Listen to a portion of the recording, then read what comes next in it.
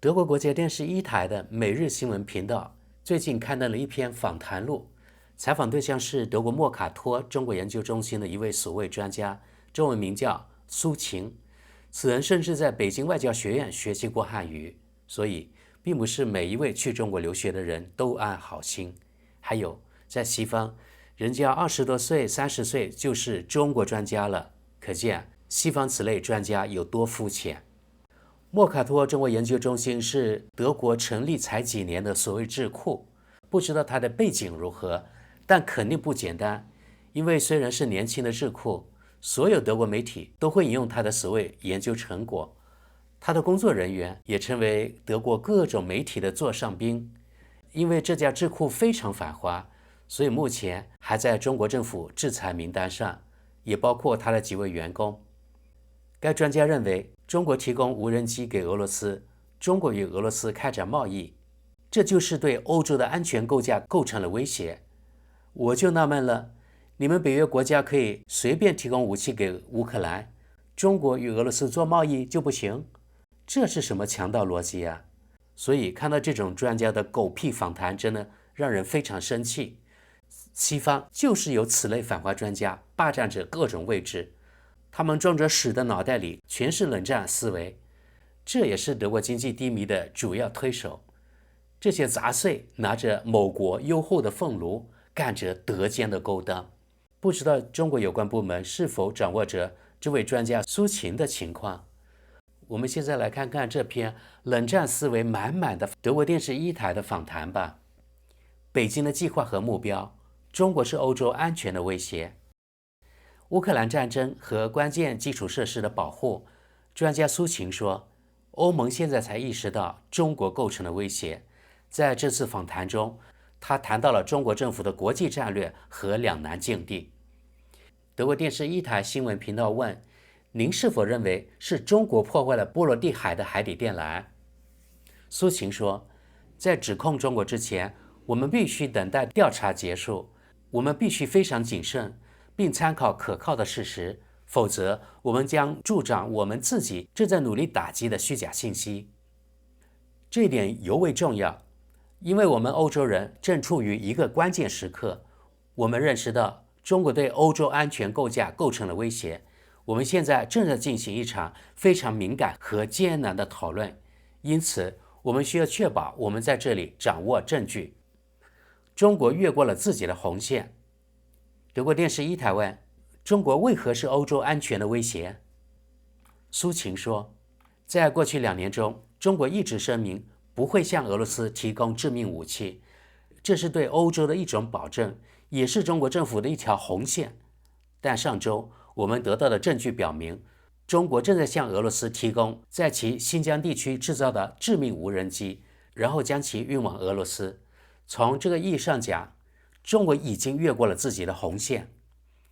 德国这是点评，朋友们，大家细品，又是新疆，又是无人机，还有俄罗斯，这3个概念放在一起，造成了中国是邪恶国家的效应非常明显。欧洲也太把自己高看了，中国有什么义务向欧洲保证任何事情呢？另外，中国的高科技产业链根本不在新疆，而是在沿海一带。好，我们继续往下。中国已经通过与俄罗斯的贸易和资金流动，对欧洲安全构架构成了威胁。2023年，中俄双边贸易额达到创纪录的2400亿美元，比2022年增长了26%以上。这表明中国对俄罗斯的出口正在取代欧洲和其他制裁伙伴的商品。中国是莫斯科的经济命脉，中国已经对我们构成了安全威胁。第2阶段是提供军民两用产品，即可用于军事目的的高科技产品，使俄罗斯能够扩大国防生产的材料部件和机械设备。现在我们已经进入下一个阶段，出口致命武器。此外，俄罗斯和中国还开展了军事和安全合作，从波罗的海到网络空间和外太空，联合军演的数量急剧上升。2017年，中国与俄罗斯在波罗的海举行了联合军演，所有这些都对欧洲大陆的安全构成了真正威胁。德国这是点评，如果军事演习就是真正威胁的话，那么美国、日本、南朝鲜、澳大利亚、英国等国经常在东海及南海举行军演，对中国也是真正的威胁了。德国派军舰到东海、南海游移，也是威胁咯。真是说话一点也不害臊。就在最近，北约国家纷纷向乌克兰提供杀伤力更强的可以打到莫斯科的导弹了。当然，正义与邪恶都是由西方自己决定的。最可笑的是，世界上所有国家得服从他们的决定，这才是真正的强盗逻辑啊！如果俄罗斯埋葬西方，这对中国是有利的。德国电视一台问，在俄罗斯的军事支持下，中国推行这目标的目的是什么？苏秦说，俄罗斯输掉这场战争不符合中国的利益，因为其目的是削弱西方和跨大西洋伙伴关系，包括北约。北京的明确目标是在国际秩序中占据世纪大国的地位。如果俄罗斯埋葬西方和西方所代表的自由价值观，那么这对中国是有利的。乌克兰战争为中国赢得了地缘战略空间，尤其是在全球南方国家。中国可以继续将自己定位为西方的替代者，这对中国非常重要。由于中国的全球野心和我们所处的地缘政治局势，中国对俄罗斯的乌克兰战争的支持，现在对欧洲安全构架构成了威胁。然而，我认为中国领导人并不希望中国被视为对欧洲的安全威胁，因此，中国政府确实进退两难。因为中国需要欧洲，需要欧洲市场和欧洲技术。德国知识点评：欧洲还有多少技术？大麻技术吗？也太高看自己了吧！同样，德国也需要中国技术啊。在全球化的今天，谁也离不开谁。好，我们继续往下。因此，在与美国对抗中，中国更希望欧洲站在自己一边。这就是为什么中国人不断来到欧洲，试图改变欧洲人对中国的看法，但没有任何成功。中国对莫斯科的支持继续恶化着中欧关系和欧洲对中国的看法。稳定的欧洲按中国的条件。德国电视一台问，尽管如此，中国内部利益冲突的平衡点似乎已经发生了变化，即一方面要削弱西方国家，另一方面又要为贸易目的建立稳定的全球秩序，这有利于中国采取积极的外交政策。苏秦说，我认为从中国的角度来看，这并不矛盾。中国政府什么都想要。中国对世界的愿景很明确，中国希望主导全球贸易体系，而贸易需要稳定。我们还必须牢记，共产党的首要任务是党的生存和稳定。然而，我们正处于这样一个阶段，即中国的社会经济挑战可能危及党的稳定。今天，党需要新的合法性，需要与人民签订新的社会契约。安全是中国社会契约的基础，因此总体稳定仍是当务之急。是的，中国也希望俄罗斯赢得战争，但中国希望欧洲其他地区保持相对稳定。按照中国的条件，中国希望欧洲市场继续繁荣，并对中国出口产品保持开放。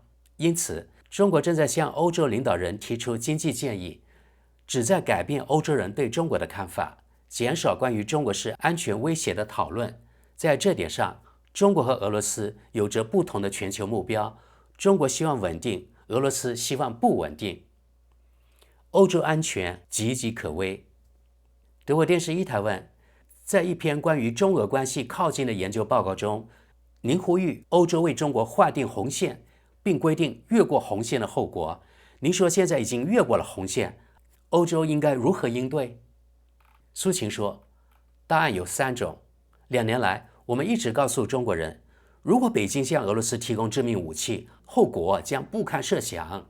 现在，中国已经越过了自己的红线。周一，在布鲁塞尔与27位外长讨论了这些后果，遗憾的是，迄今为止没有任何结果。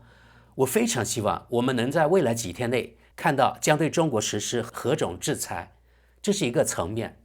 然而，在第2个层面上，认识到中国对欧洲构成真正的安全威胁同样重要。我们仍在讨论伙伴关系和竞争。迄今为止，欧洲人从未说过中国是安全威胁。北约在7月举行的最近一次峰会上，将中国定义为战争的决定性推动力。最后一个层面的问题是，面对来自中国的威胁，我们如何在战略上联合北约和欧洲的力量？欧洲的安全岌岌可危。但是北约应对中国的措施极为有限，我们必须在欧洲大西洋范围内扩大这一授权。如果中国来挑战我们欧洲的安全，我们必须能够在北约框架内做出反应。作为欧盟，我们需要重新思考欧洲应对中国行动的方案。既然中国已经越过了红线，北约和欧盟之间必须形成合力，共同应对中国对欧洲的威胁。分裂中国和俄罗斯是不可能的。德国电视一台问，在您的研究中，您强调有必要抵制中俄关系的进一步深化，这真的可行吗？苏秦说，中俄关系并不容易，分歧和不信任多于相似和信任，两国对未来世界秩序的看法也存在分歧，尤其是在稳定和力量平衡问题上。然而，两国关系目前正在不断深化，以至于我们不能再试图分裂中国和俄罗斯。中俄两国目前正走在战略深化的道路上。作为欧洲人，我们需要能够更好地理解这种关系的细节，以及会给我们带来什么后果。例如，中国和俄罗斯在太空领域的合作就会给欧洲带来很大问题。由于中俄两国都将民用产品用于军事目的，因此两国在技术上的紧密结合将以牺牲欧洲为代价。德国知识点评：这种狗屁专家的逻辑也太清奇了。难道西方就不使用军民联用产品了吗？美欧的技术结合不是更紧密吗？这么说更是以牺牲中国为代价咯，而且本来就是嘛。这又是典型的只准西方放火，不准中国点灯的强盗逻辑。我们继续往下，欧洲不能对即将发生的事情感到惊讶，欧洲必须做好准备，正视现实。我们有责任更好地理解中俄两国之间的关系，以避免措手不及。但我们绝不能把精力浪费在分裂中俄两国上，因为这不会发生。中国不想做和平调解人。德国电视一台问，中国对充当乌克兰和俄罗斯之间的和平调解人毫无兴趣。我们是否可以通过外交手段影响中国的利益，以说服中国来缓和俄乌局势？苏秦说，2年来中国一直有机会这样做，但却没有这样做。相反，中国加剧了对欧洲的生存威胁。在战争的第一阶段，欧洲要求中国与我们合作，这些都是非常简单的要求和共同利益，如国际食品安全、核安全或释放囚犯。欧洲要求中国向俄罗斯发出一些简单的信息，以支持这些尝试。遗憾的是，中国既不支持欧洲，也不支持乌克兰，什么也没有发生。唯一的例外涉及核安全问题，因为中俄之间的核关系建立在相互威慑的基础上，因此中国在这方面采取了行动，但只是为了本国利益缓和局势。中国不想成为和平调解人，中国政府迄今提出的建议清楚地表明了这一点。此外，中国与乌克兰的接触也很有限，所以中国一开始就没有寻求与双方对话的机会。但老实说，我并不认为中国作为和平调解人符合欧洲的利益。一个根据自身利益重新定义欧洲安全构架轮廓的中国。好，朋友们，这是德国电视一台每日新闻刊登的访谈录的全部。老实说，我被这位德国所谓专家的逻辑震惊了。在他眼里，现在俄乌战争以及欧洲所面临的问题都是中国的错，因为中国不按欧洲的要求去做。话说了，中国做事难道不是从中国自身利益考虑，而是从欧洲利益考虑吗？你德国政客都成了德奸，那个冯德莱恩更是一个最大的欧奸。欧洲人有放过一个屁吗？还有更无耻的吗？难怪莫卡托中国研究中心被中国政府制裁，因为它就等同于一个反华组织，而不是什么智库。好，朋友们，现在我们来看看网友们的评论吧。第一条评论：天哪，现在跟中国干上了。下一条评论：是的，每个人都是威胁，我们明白了。欧盟希望与世界其他国家对抗，我们以前经历过。我们继续往下，德国和欧洲越来越像被敌人包围的高路小村庄，唯一不同的是，我们没有魔药，甚至没有德鲁伊，只有吟游诗人。我们看下条评论，萎缩、老龄化和迂腐化的欧洲对中国来说将变得越来越不重要，而只是作为一个销售市场才会引起中国的兴趣。然而，欧盟显然尚未认识到自己在21世纪中的地位。下一条评论，欧洲经济几十年来一直将产能外包给中国，并减少在欧洲的生产，这难道是突然得出的结论吗？好，继续往下吧。细究起来，其他每个国家都是欧洲安全的潜在威胁，国家越大，威胁越大。另一方面，俄罗斯和中国都从未表现出对欧盟国家的侵略迹象，这些都是美国中情局的宣传。每个机构都试图增加年度预算，并为此编造威胁，中情局也是如此。好，我们再往下看。与其宣传中国是威胁，我们还不如与中国建立外交关系，扩大与中国的贸易，成为新丝绸之路的一部分，恢复德国的财富。或者你也可以走愚蠢的路线，煽动仇恨。德国电视一台似乎更倾向于后者。下条评论，对欧洲安全的威胁只有一个，那就是好战分子，那些与左翼绿党圣母手拉手的政客。让我们继续往下看，中国上次什么时候入侵过欧洲？下条评论，唯一威胁世界，想要将自己的世界观强加给其他人的就是西方和北约。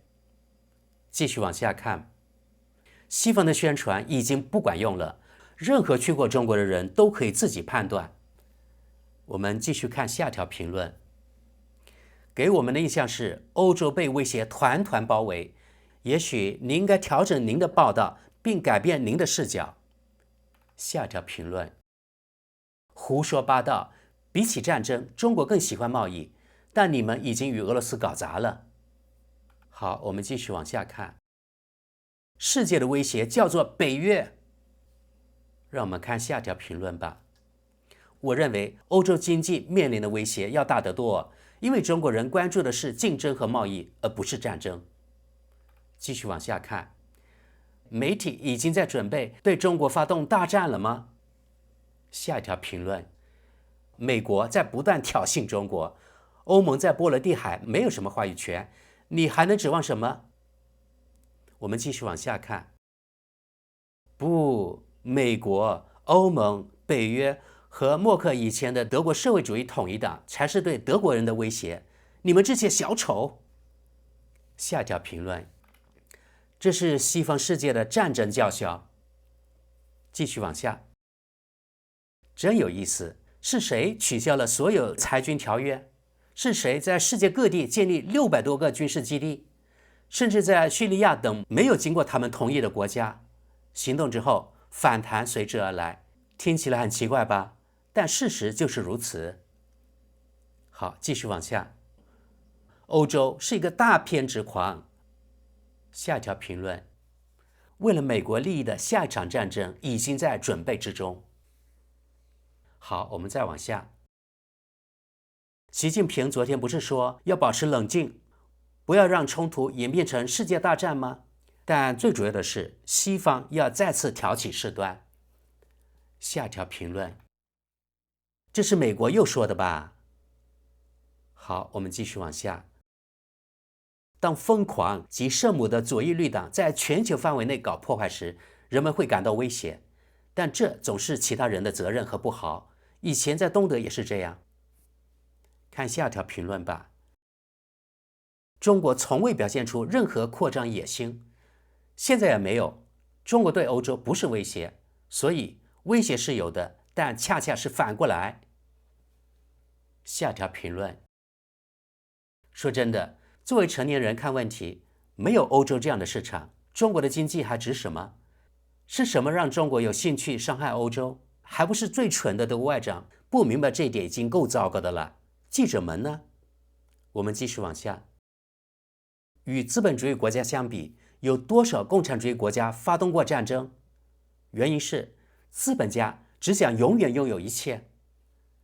好，我们看下一条评论，是不是也可以说欧洲的计划对北京的安全是一种威胁，所以才有了刚才提到的计划？我们看最后一条评论，欧洲政客才是欧洲的威胁。顺便说一句，所谓的媒体也是威胁的重要组成部分。好，朋友们，从以上网友评论来看，一边倒的认为其实欧盟以及北约自己才是威胁。不知道德国电视一台以及那个在北京外交学院留过学的所谓德国专家是怎么想的？